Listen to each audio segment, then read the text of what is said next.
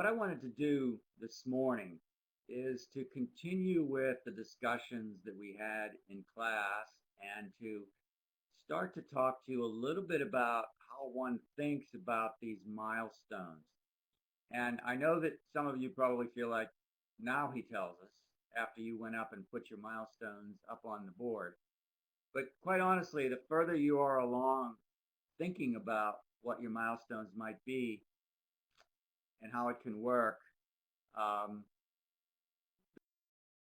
Um, what I was saying was that the further you are along, the better, the easier it'll be to develop these going forward. But uh, there's a real art to coming up with the right set of milestones, and these are milestones for you, for your team, for your partners, for your investors. And what they're about is they're trying to show that you can reduce what you have to accomplish as a business to a series of points in time and accomplishments, milestones, that if they're all accomplished, you will look back on your business and it will have succeeded. Okay? And you want that set of things to be relatively small, somewhere around in the range of 10 milestones. You want them to be relatively small number, and you also want them to be all inclusive. In particular, you want them to include the very hardest things that you have to do, not the easy ones, the hard ones.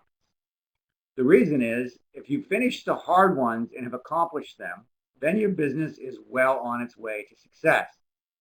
If you finish the easy ones but ignore the hard ones, you could hit all your milestones and still fail as a business.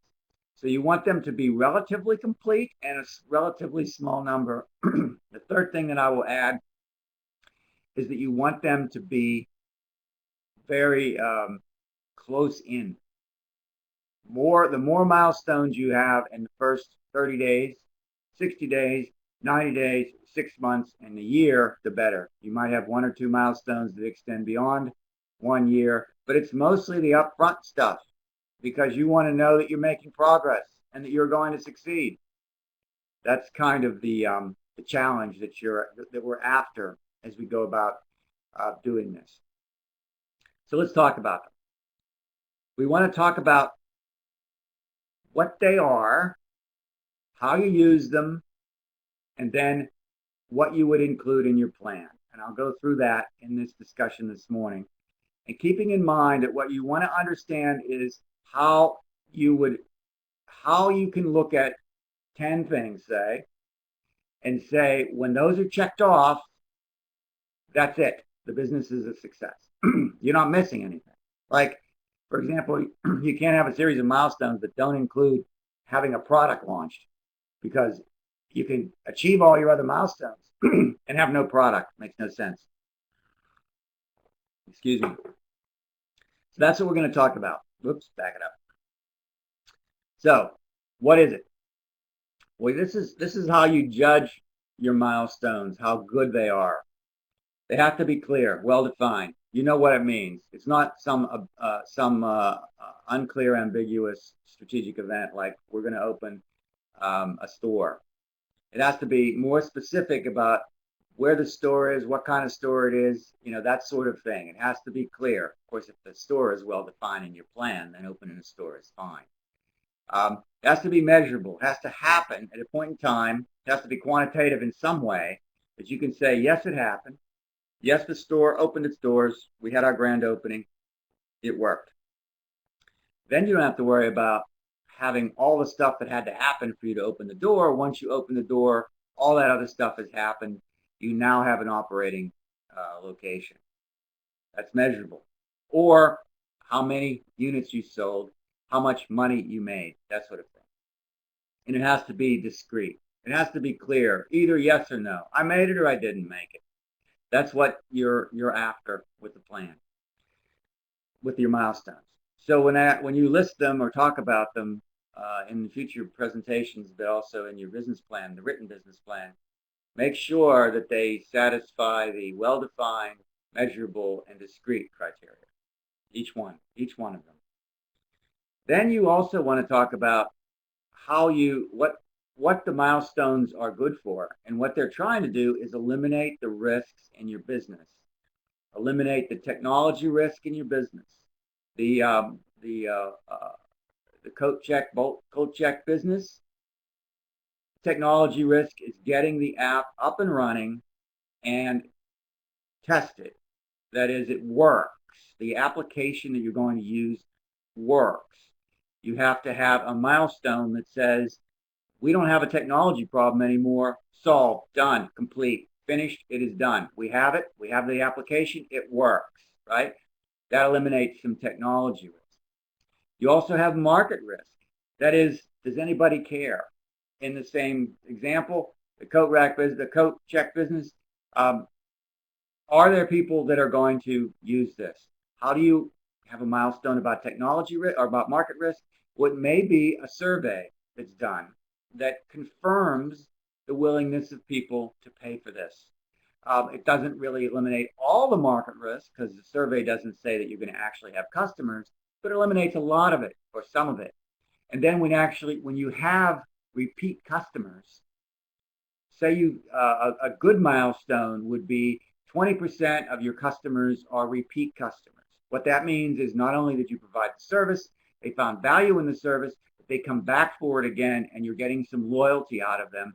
That is a reduction of market risk. If you say that you achieved 20% of your customers being return customers, that is a demonstration that your business has a long-term value proposition that customers come back for.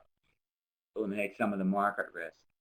Operating risk, you have a situation where you're with the sports video business, for example.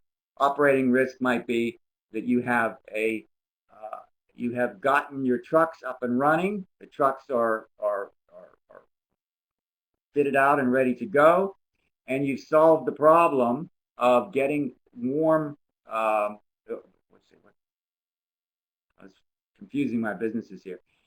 In terms of the sports video business, you've solved the problem of getting the videos online and operating and being able to be distributed, right?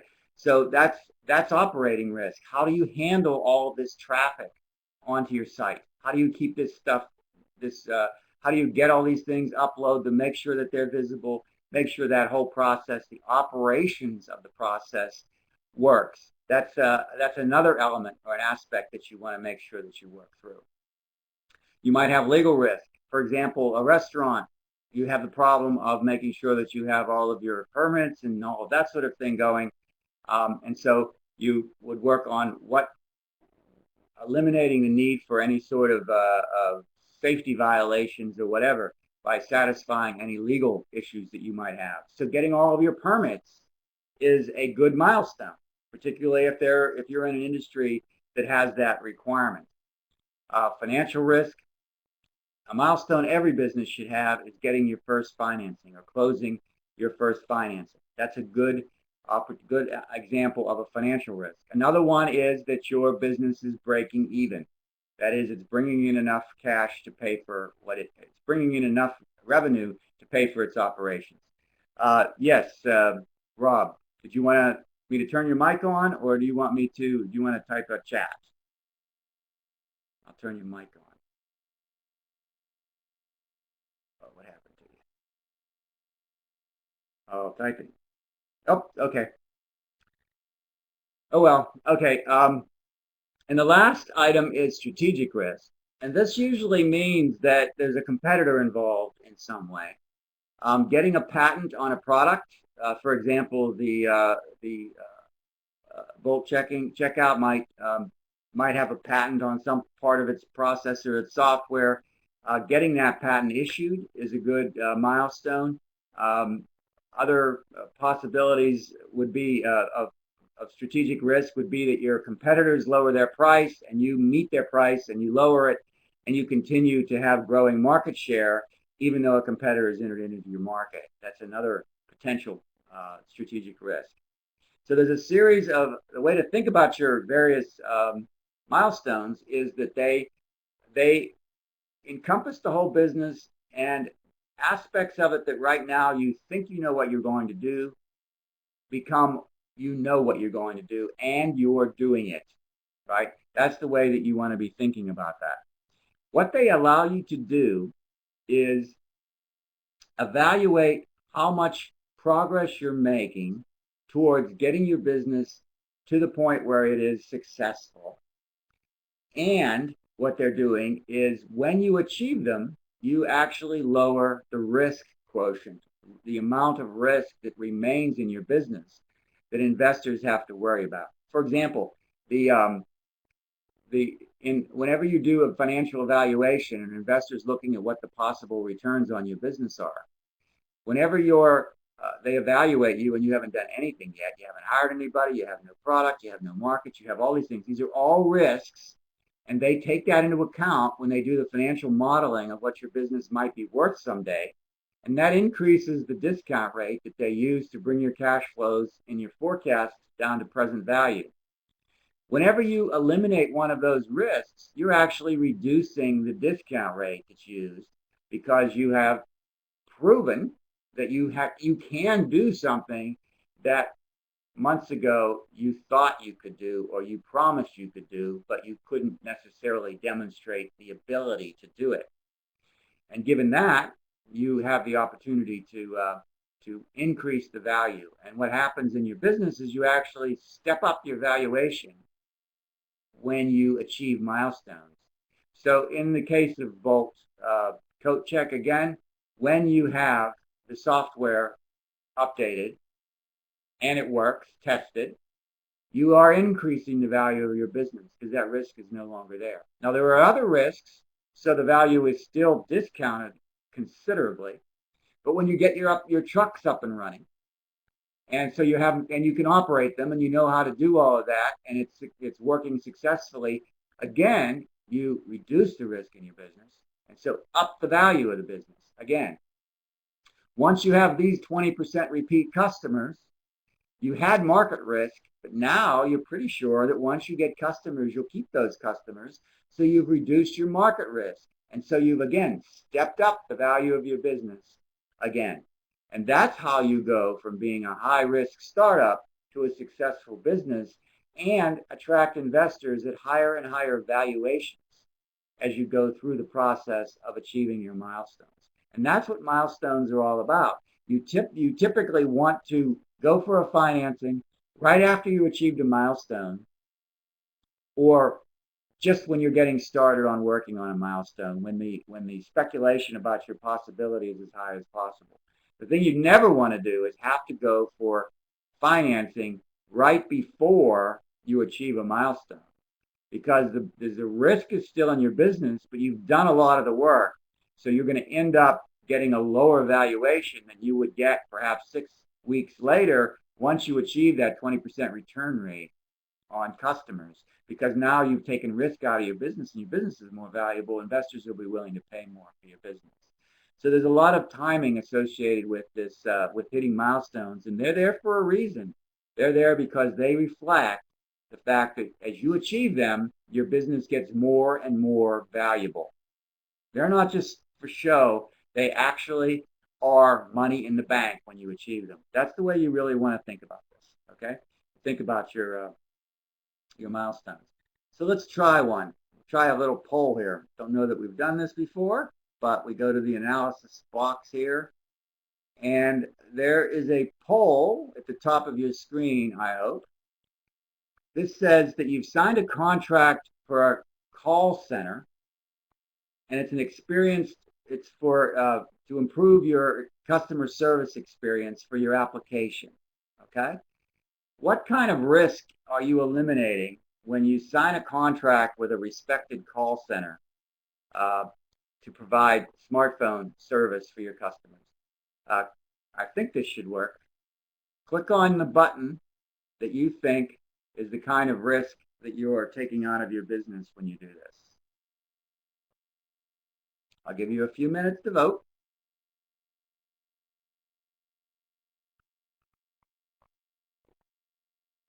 More votes, please. Come on, everybody has to vote. We only have 7 votes. I can see this. I know who's voting.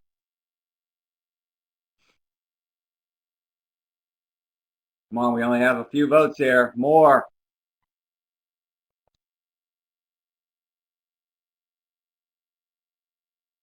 Keep going.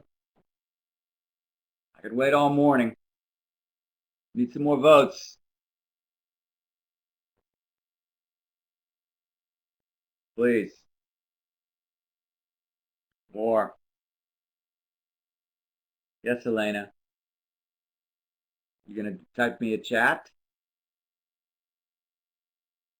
Oh, sorry. Okay, all right. Maybe some of you are also in that situation. All right, I understand. That's pretty funny. Okay. Um, Let me show you what we got. I hope I can figure this out. All right.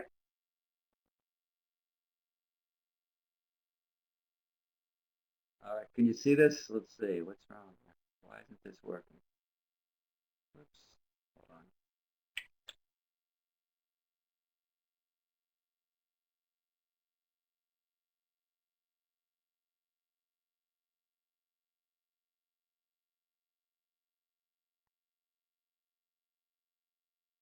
All right. Can you see this?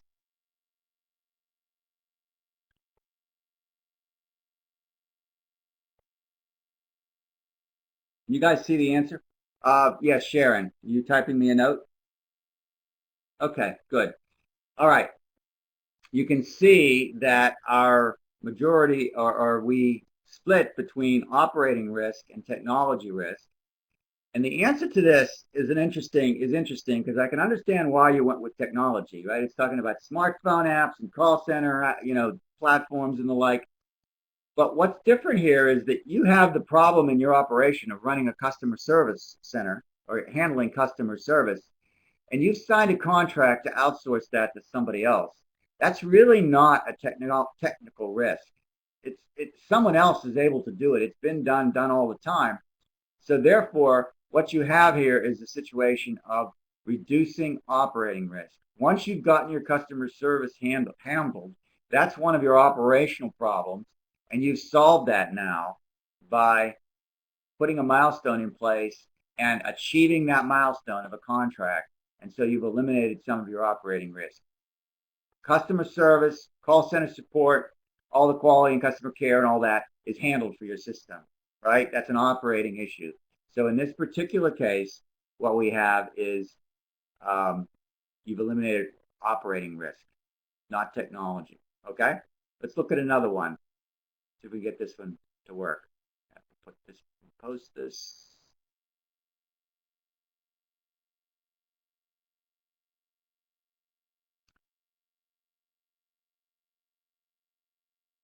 Okay, in this case, a survey of customers has, all right, Sharon,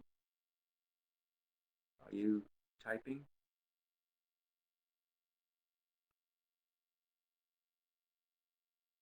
Okay, your hand is up, Sharon. Your hand is up.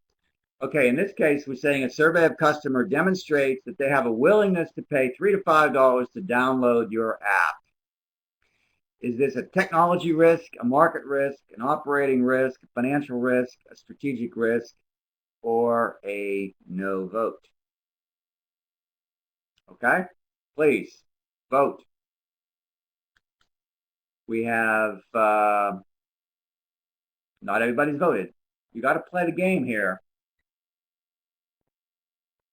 Got to play the game. Okay, come on, a few more votes. We need more votes. By the way, I know who's voting. This counts as class participation, folks. Okay, that's one of the advantages of doing this online. It's all tracked. Okay. All right, let's talk about it. What is this? What kind of risk do we have here? Let's see if I can broadcast these results. There we go. Can you see that? Raise your hand if you can see it. Can you see it? Raise your hand. Up. All right, put your hands down. I know some of you. I didn't close the poll, so some of you could change your votes, which I see is happening, which is all fine. The answer here is yes, it's market risk. We're not sure when you come up with this brilliant idea for an app or whatever it is you're going to do that any customer will be willing to pay. After you take a survey, you're still not sure, but you know at least, particularly if it's a well-done survey by a reputable market research firm, you have a better sense that indeed you're going to uh, have some interest in customers and some willingness to pay, which is more than you had when you just developed your project.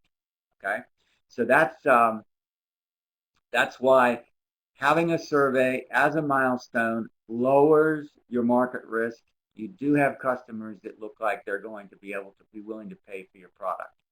Now, some of you said it's a financial risk because of the pricing. That's true. There is some financial risk associated with it, but typically we refer to this sort of risk of customers' willingness to pay as a market risk. Financial risk is generally on the financial health of the company, its balance sheet, and its cash flow, and its margins. So you can make the case a little bit here for financial risk, but by and large, it's market risk. In terms of strategic risk, if the strategy of your company was based upon having a market for this, then you could see long term there might be strategic risk. But remember what I said in the very beginning, strategic risk usually means there's a custom or there's a competitor out there that you're worrying about, and this really doesn't describe the competition. Okay, so that's an example. This is an example of market risk. Let's try another one.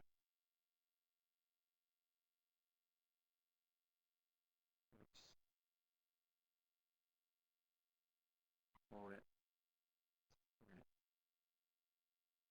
All right. Now we're talking about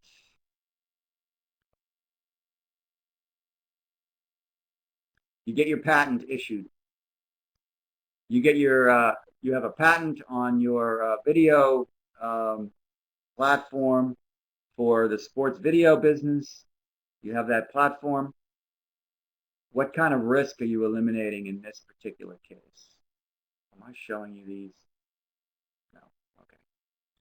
Is this, when you get a patent, is that technology risk, market risk, operating risk, financial risk, strategic risk, or no vote? You can't do no vote. That's for me. A few more. Come on. You guys are getting gun shy now. I can see that. We have many more people in the class here than are voting. But we're getting there. Okay. Let me show you what we got. I'm going to end the poll and show you the results. And you can see that the majority of us feel that it's strategic risk, which is the correct answer. The reason you want a patent is to protect your technology, your intellectual property from competitors, and that has long-term strategic implications, right? The technology risk, getting the patent doesn't help technology risk at all because you already have the technology, it works, you've gotten it patented. What having it patented does for you is it eliminates or reduces the risk that a competitor will come in and do the same thing you're doing and undercut your pricing or undercut your value proposition, right? So that's what a patent does for you. We had a few people that thought it was technology risk. I mentioned that. Some people thought it was operating risk. Operating risk is really what you have to do on a day-to-day basis in order to support your customers.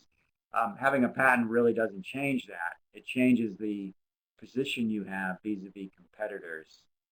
Long term, it could affect your financial returns, but because of strategic positioning is the reason that would be the case. So in this one, this is an example of strategic risk. Now remember, for all of your businesses, you should have a milestone for any one of these, for all of 5 of these areas, including, I don't have it listed here, but legal risk. If you have a potential of legal exposure for liability or whatever in your business. Okay, so let's go back um, into the classroom and talk more about milestones. And we see that you want milestones allow you to actually focus on the things that will create value for yourselves and for your shareholders. Remember what we said before. If you get these 10 things and you've accomplished all of them, you should have a complete set of what needs to happen in order for your business to be a successful, viable, going concern into the future.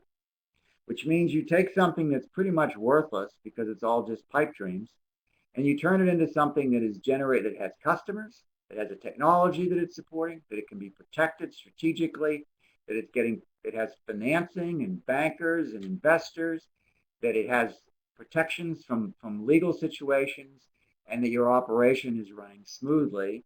You have a business, you have created value. So you can focus on systematically reducing the risk that is inherent in any sort of a startup. That's what it does for you. It focuses that. It also provides clarity on the steps that need to be taken in order for you to succeed. It's not this sort of like mush out there, but it's quite crisp and clear. The whole team also knows what needs to happen. So if I say I'm trying to get the customers to come back and become repeat customers, everybody in the van, in the truck, and back in the office understands that what you're trying to do is reach that milestone, reach that objective, so you have customers that are repeating at least 20% of the time. So when you say, I'm spending some additional time with this customer, even though they've already paid and they're getting ready to leave, because I want them to come back, everyone knows you're doing that for a good reason. And so there's not much conflict about you spending your time doing that when other people in the truck have to spend more time in what they're doing, right? Because everyone, the whole team, knows all of the milestones of what you're trying to accomplish, so they can balance what they're doing and what you're doing, and they know what to be working on. It also allows you to document your accomplishments. And when you go to raise money, you can say, yes, we sold shares for $1 a share whenever we got our initial round of financing, but we've achieved milestones 1 through 3. We've eliminated some market risk. We've gotten our technology up and running and cut that risk down. We have some of our operating decisions made. We have a videographer, for example, or whatever, a technology person. We have a chef for our restaurant. Any number of things that you say that you've managed to accomplish, and you say, we've got these, so we've eliminated some risks. So now that instead of $1 a share, we're selling them for $2 a share, because now the business is worth more. It doesn't have as much risk. It's the same business plan, but there's less risk in that plan now because you've achieved these milestones, right? And that's why the value goes up. So that's how you think about what's going on and why you're pushing forward with these various milestones. So what do we include in a plan? Typically, something like 10 or so. You go for 18 to 36 months, most of them in the first year, more in the close-in years than in the out years. I know that some of you, when we're presenting, you have 3-year milestones, 5-year milestones. Those are good for your long-term vision and objectives and strategy, but they're pretty meaningless for investors, because investors will feel like they've already taken their risk much earlier on, and they want to know within 3 months, 6 months, whatever, that you're getting the risk out of here, because they're tying up their money and you're going to come back to them for more. They're not going to give you more money unless the risk has declined in your business. At least that would be the basic logic of it. It should be an event. You should describe why it reduces the risk, right? When this milestone is met. If it's obvious, you don't have to describe it. Like if it's breaking even, you're a restaurant, you say you are breaking even on a given day. Food delivery, you're breaking even on a particular truck, right? So those are the sorts of things that you have to do. Um, you could put real dates, but sometimes you say 30 days from first financing. Because typically what a business like will do if it needs financing to start, needs outside financing to start, is that one of your very first milestones is closing your initial financing of say $200,000. And then you say, once we close our financing, we'll have the money to move forward. So you can step through and say, uh, 30 days from first financing, from the close of the first finance, we'll have our restaurant location opened up or acquired, lease signed. 30 days after that, we'll get our chef. 30 days after that, we'll start launching our business, and you can build like 30 days out from first financing. You can also put actual dates. The problem is you're continuously changing that as financing is delayed or questions come up or due diligence, and you're not really starting at the same point in time. So that's something to think about. All of this is important, but one of the important things to consider is that you want the milestones to cover all aspects of your business, from planning to startup to product development to marketing and sales, operations, business performance, strategic positioning, all of these items. So that's what you want to be thinking about. It's a complete picture. All right. So let me ask you this one. Another quick poll. Which is a better milestone in your mind? These two that I list here.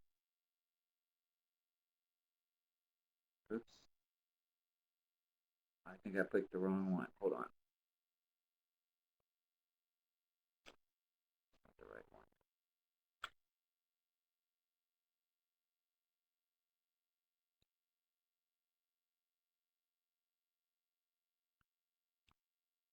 one. I can't use this one. I don't have it prepared. We got to go for this one. All right. Which is a better milestone?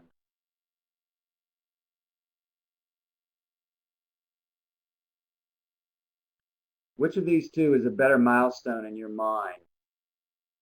Software development begins, or functional specifications for software finalized and approved with a working prototype. More. Need more votes. More votes. More. Come on. We're killing you here. Killing me. All right. Broadcast results. Yes, for the most part, you got the idea here that having something working, specifications completed, and a prototype, you have something, you eliminated technology risk. Just starting something doesn't eliminate risk. Just hiring somebody doesn't eliminate risk, right? But getting something done, completing it, does. A milestone accomplishes something, right? Like having the specifications and a prototype ready to go. You have something, it begins to work, people can respond to it. So that's one, that's an example of a good milestone versus a less good milestone. Now this is a little perhaps challenging. Try this one. Which of these is better? Hire 5 employees hired, or hired an experienced sales manager. More votes, please. More votes, please. I know this is a little bit tougher, perhaps. Still working on this. Come on. More. More votes. More votes. More votes. I know you're chatting with each other or something because I see people changing your votes. All right. Let's take a look. End the poll. Take a look. I won't do that. I'll reopen it. All right. Yes. Why is hiring an experienced sales manager a better milestone than hiring 5 employees? It seems like 5 employees is a lot of work you've done. You've done a lot of work. Why is hiring an experienced sales manager a better milestone? Somebody answer that for me? I can turn you. Yes, Sharon. Do you want to talk, or are you going to? I'll turn your mic on. You should have a mic at the top if you like to talk, or you could type to me. Chat. You see the mic at the top, Sharon? You can turn that on if you want to talk. Or chat, okay? All right, apparently not. All right. All right, well, let's just continue. Um, the logic here is a sales manager is a critical operating hire, somebody that has experience in sales. That is something that's risky. Can I find someone that can handle my business, can have that experience, and bring them into my business when they have other jobs? And when you do that, that takes some sales risk out of your business. Whereas hiring 5 people, it's very nondescript. It's easy to hire people. In fact, one of the biggest mistakes people make in milestones is they think milestones are spending money. I signed a lease. Okay. What that means is, yeah, I spent money. It is easy to spend money, right? In fact, there are anti-milestones in a certain sense, because what you're doing is you're spending all your money without showing that you're getting anything back for it. In this particular case, you're getting an experienced sales manager who's been hired, and that is a good thing. What that means is we have managed to bring experience and knowledge into the business on the sales side. And that is an accomplishment. Just spending money, it's not just spending money, you've gotten something for it and you can demonstrate what that is. That's what the poll does for you. So you want to make sure, how many more minutes I have? 4 minutes. Okay, let's go back here. I don't think I have any more polls, which seem to take a lot of time. All right. You want to cover the business, the milestones in all of these areas, and this PowerPoint I'll make sure is posted on Moodle, and I'll also try to get, I'll have this video turned into something that we can upload onto Moodle.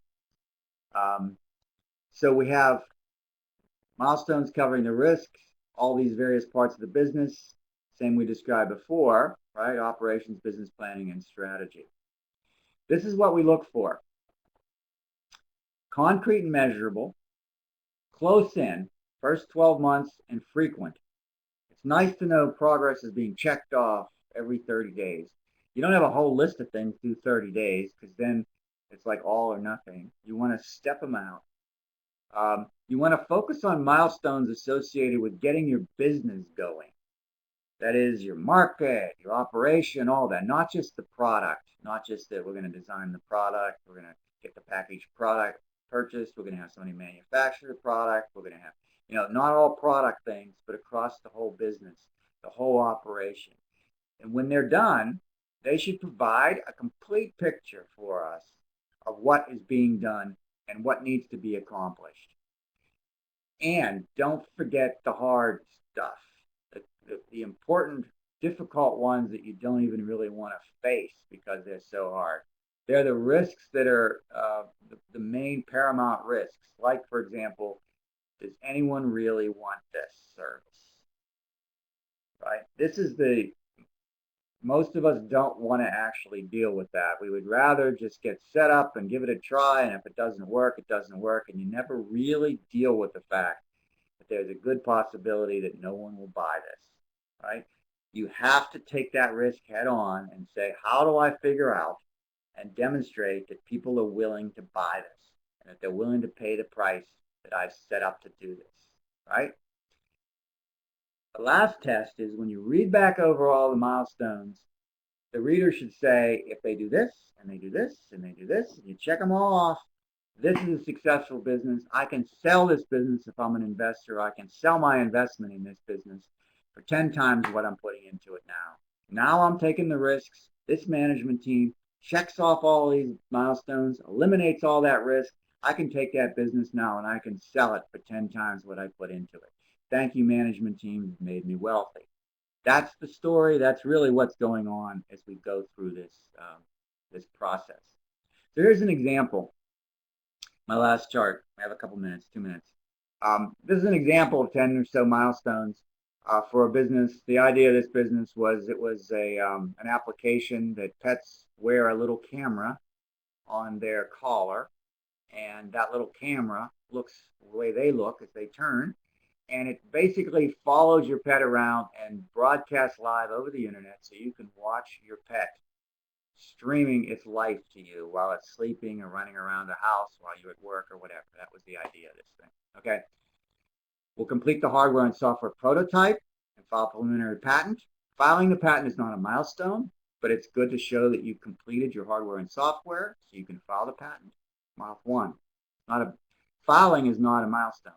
Having the patent issued is a milestone. Development and agreement with Google or Android for downloading, so your distribution, part of your operating risk.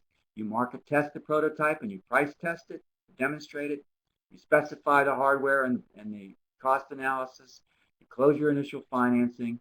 You develop your product and you get an IPR agreement and intellectual property rights agreement with people who are developing it for you. You do your beta launch, your initial one with some online sales. You get a distribution agreement. This is a longer term thing with Petco to sell this through Petco. You do a commercial product launch. This is a large scale operation now. You sell 100,000 units for $1 million in sales at a $10 purchase price within 12 months. Notice on the end. So the first year, you're going to launch 100,000 and you're trying to get 1 million units, $10 million in sales by the end of 2 years. And you're trying to get your worldwide patent issued within 3 years. And if you do that, you have a business that is worldwide patented and is running at least $10 million per year with a protected technology. If all these things are done, you have created a business worth probably $100 million. From nothing to $100 million, if you check all of these off. That's the idea, right, that you're trying to accomplish. Okay? Any questions on this discussion of milestones? Sorry for the little bit of a technical glitch at the beginning. Any questions? Comments? Discussion? Anything that you want to bring up? Okay. Don't forget to read for next week the article on discovery-driven planning. I posted the name of the article on Moodle. You go to the library, you look under, not under articles, you want to look under the various journals. You find the Harvard Business Review. It's under Business Complete, I believe it's called Business Complete. And then you go to Harvard Business Review and look for this particular issue, which is in 1995, and you can download the article. Okay?